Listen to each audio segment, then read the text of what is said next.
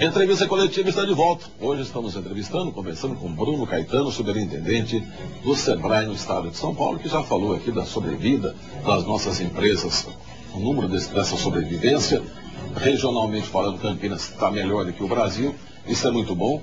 Mas temos a regulamentação da lei das micro e pequenas empresas, que não acontece em muitos, a grande esmagadora maioria dos nossos municípios. O senhor poderia nos explicar o que os municípios que não fizeram isso estão perdendo, em termos de arrecadação, de oferta de empregos, etc? Claro, não só os municípios estão perdendo, como as empresas que estão instaladas nesses municípios também perdem muito. A Lei Geral da Micro e Pequena Empresa foi criada no Brasil em nível federal no ano de 2007. Em 2008, o governo do estado fez a regulamentação por nível estadual e desde então é tarefa das prefeituras fazer a regulamentação nos municípios. Aqui na região de Campinas, dos 22 cidades, só 10 aprovaram a lei e só uma cidade, a cidade de Amparo, ainda fez a implementação por inteiro. Claro que tem alguns capítulos em outras cidades dessa lei que estão regulamentados, mas a lei integralmente implementada só o município de Amparo. Veja, nessas cidades, onde a lei geral está implementada, as micro e pequenas empresas, os empresários têm melhor acesso na hora de abrir a empresa, é menos burocrática, é mais simples, tem uma carga tributária reduzida para aqueles que buscam inovação e um capítulo muito importante, já que a gente falou aqui de compras públicas. Nas cidades onde a lei geral está implementada, as compras das prefeituras de até R$80 mil podem ser feitas exclusivamente junto às micro e pequenas empresas da região. Isso garante, por exemplo, que o recurso fique na cidade, gere desenvolvimento na cidade. A merenda escolar, por exemplo, pode ser comprada do produtor rural da cidade. Não precisa comprar, por exemplo, de outra cidade ou de outro estado, como às vezes acontece aqui em São Paulo. Tem prefeitura aqui em São Paulo comprando merenda de Santa Catarina, porque não implementou a lei geral e podia estar comprando do produtor rural da cidade. E o que você acha, Bruno, que é essa resistência em tirar do papel essa lei? É complicado? Não é complicado. O SEBRAE, inclusive, é parceiro dos prefeitos. Nós temos uma área de políticas públicas, está em contato com os prefeitos, com os secretários municipais de desenvolvimento, de finanças, mas muitos têm preconceito com a lei. Por quê? Porque o secretário de finanças, dono do caixa da prefeitura, entende e aconselha mal o prefeito, porque acha que vai ter perda de arrecadação, quando na verdade é o contrário. A gente tem observado que quando há uma diminuição da carga tributária, diminui ao mesmo tempo a sonegação, aumenta o faturamento e aumenta o faturamento também do governo, aumenta no final das contas a própria arrecadação de impostos. É bom para todo mundo. Agora precisa vencer a resistência. Também. É claro, né? Porque você, ao diminuir a carga tributária e a carga burocrática e aumentar a formalização de empresas, muitas empresas hoje ainda atuam na informalidade, aliás a maioria, estimativa de cada empresa formal no Brasil, a gente ainda tem 2 funcionando de maneira informal. Mas melhorou muito com o MEI. Melhorou, mas precisa melhorar mais. E aqui me permite ainda fazer uma observação em relação ao MEI. MEI é uma revolução. O empreendedor individual veio para ficar e é um atalho, é uma porta de entrada para o empresário, para aquele brasileiro que tem sempre o sonho de virar empresário, de ser dono do próprio negócio. Mas o que tem acontecido com o empreendedor individual? Mais de 2 milhões já se formalizaram no Brasil. Aqui no estado de São Paulo, mais de meio milhão. Mas mais da metade ainda está inadimplente com o seu pagamento de tributos mensal, que é baixinho, mas existe, varia de R$ 34 a R$ 37 por mês. E uma vez por ano a gente precisa fazer a declaração de imposto de renda. E mais da metade dos formalizados estão inadimplentes. E aí perdem os benefícios, por exemplo, da Previdência Social, e acabam voltando para a informalidade. Lamentável mesmo, até porque é tão pouco, né? Acho que falta ainda uma cultura empresarial, informação. O empresário às vezes acha que basta se formalizar que está tudo certo. Mas para aqueles benefícios serem duradouros, ele precisa cumprir essas 2 obrigações, que são pequenas, mas existem e exigem cuidado, planejamento e organização. Bom, Bruno, vamos falar sobre a participação das micros e pequenas empresas, nessa grande oportunidade que o Brasil oferece, e nós estamos esperando, né? Com o pré-sal, com as descobertas todas de petróleo e gás no Brasil, as micros e pequenas estão sendo orientadas, trabalhadas pelo SEBRAE para entrarem nesse mercado. Que tipo de trabalho vocês estão fazendo aqui na nossa região, envolvendo, claro, que Paulínia e a própria Replan? Então, estamos fazendo 2 trabalhos e vim a Campinas agora para anunciar essas novidades.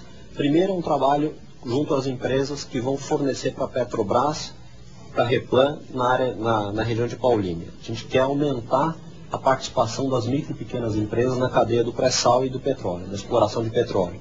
Aí o empresário que está nos assistindo, especialmente o pequeno, fala, puxa, mas minha empresa é pequena, eu não tenho capacidade de fornecer para a grande empresa. Tem sim.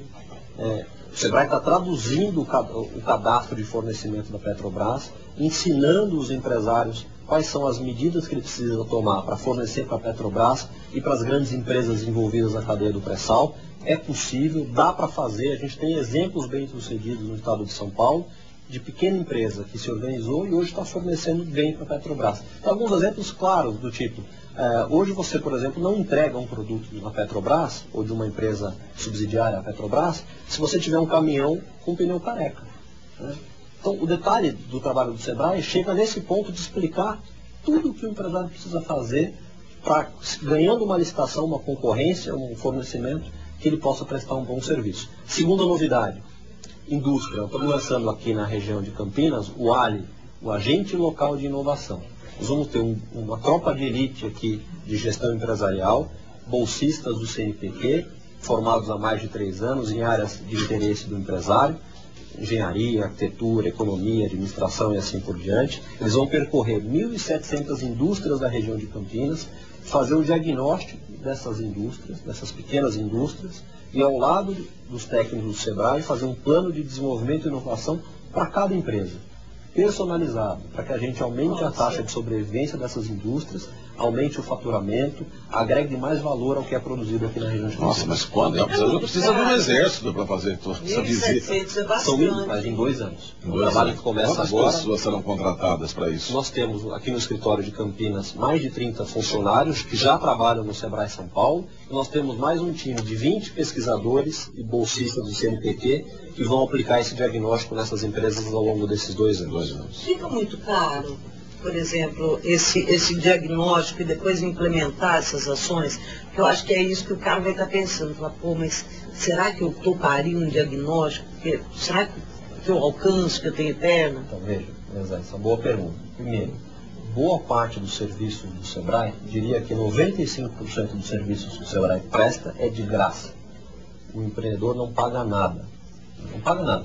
O Sebrae existe para isso, inclusive. A gente recebe uma contribuição das médias e grandes empresas do Brasil para que a gente devolva esse recurso para as micro e pequenas em informação e capacitação. Essa é a missão do Sebrae, que aliás completa 40 anos esse ano. No caso específico do ALI e da inovação, os dados apontam o seguinte, boa parte das inovações realizadas na indústria custam pouco, até R$2.000 por indústria, por inovação. É um custo acessível para o empresário. E no que diz respeito a acesso ao mercado, muitos empresários, apenas mudando a estratégia da empresa, conseguiu inovar e acessar novos mercados sem investir nada. Muitas vezes numa indústria, basta mudar a posição das máquinas que você consegue uma economia de tempo de produção, de matéria-prima, e isso é uma inovação no processo produtivo. Isso é inovação e não custa quase nada. No caso vamos voltar ao petróleo e gás, né? Isso, vocês trabalham para aquilo que já está instalado, ou já o Sebrae aconselha que as pessoas já vão se preparando para quando tivermos o pré-sal, que também não tem nem data ainda, mas para o futuro já também, e como que se prepara para o futuro, não fica com capacidade ociosa? Enfim, de que maneira ele pode esperar tudo isso? O pré-sal, no caso aí na Bacia de Santos, já é uma novidade, já é uma realidade. A Petrobras hoje já está demandando serviços, novos serviços, e que podem ser fornecidos por micro e pequenas empresas. Por exemplo, lá em Santos, a Petrobras está montando uma nova estrutura, uma verdadeira cidade para a exploração do pré-sal. Agora, então tem obra civil acontecendo, que demanda serviço de pequena empresa.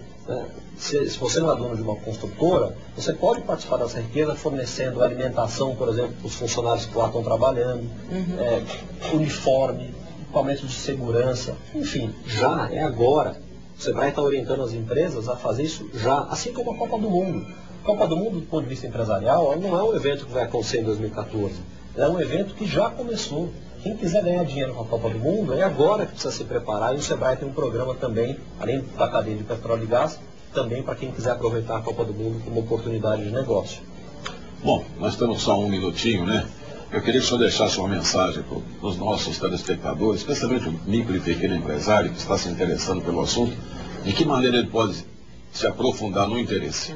Zé, quero dizer para o empresário que está nos assistindo que ele procure o Sebrae. Ninguém é obrigado a nascer sabendo fazer gestão empresarial, fazer gestão financeira, marketing, vender para a Petrobras, aproveitar a Copa do Mundo. Ninguém é obrigado a nascer sabendo. Mas o Sebrae é uma instituição que existe há 40 anos no Brasil para ajudar você a ganhar mais dinheiro, a melhorar a sua empresa, a ter mais felicidade para você e para a sua família. Nosso Sebrae está espalhado em todo o Brasil. Aqui em Campinas, a gente tem o nosso escritório em Campinas, tem posto de atendimento, tem o 0800 que eu vou deixar aqui no ar, 0800 570 0800, ligação gratuita. Do outro lado da linha, sempre um gestor, não é telemarketing, é um especialista em gestão de negócio, e também o site do Sebrae São Paulo, que é o sebraesp.com.br, com mais de 20 cursos online, tudo de graça para você, empreendedor, poder melhorar a sua empresa, ganhar mais dinheiro, e você melhorando é o Brasil que melhora. E manter emprego, né? Obrigado ao Bruno Caetano. Zezé, muito obrigado também. Obrigada, Zé. Obrigada, Bruno. Obrigado a todos vocês. Boa noite. A entrevista coletiva fica por aqui. Até o próximo domingo. Até lá. Boa semana, hein?